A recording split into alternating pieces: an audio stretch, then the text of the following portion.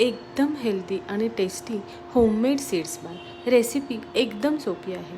सर्वप्रथम आपण बदाम, काजू, अक्रोड, शेंगदाणे, डाळं आणि बियांमध्ये जवस, तीळ, चिया सीड्स आणि पंपकिन सीड्स घेणार आहोत। हे सर्व छान मंद आचेवर कुरकुरीत होईपर्यंत भाजायचे आहे आणि नंतर थंड होण्यासाठी ठेवायचे आहे। तोपर्यंत खजुराच्या बिया काढून खजूर मिक्सरमधून बारीक करून घ्यायचे आहे।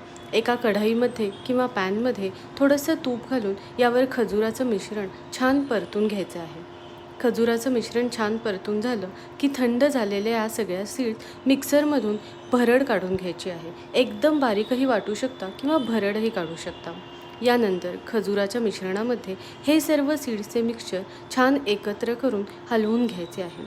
एकत्र झाल्यावर एका प्लेटला किंवा केक टिनला थोडं ग्रीस करून हे सर्व मिश्रण त्यामध्ये छान एकदम दाबून घालायचे आहे।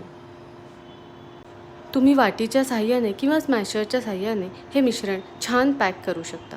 त्यानंतर यावर वितळवलेले चॉकलेट टाकायचे आहे। येथे मी मॉर्डे कंपनीचे डार्क चॉकलेट वापरले आहे।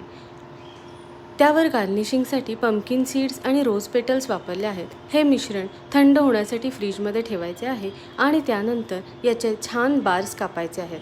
हा ऑफिससाठी, शाळेच्या डब्यासाठी किंवा मस्त स्नॅक्ससाठी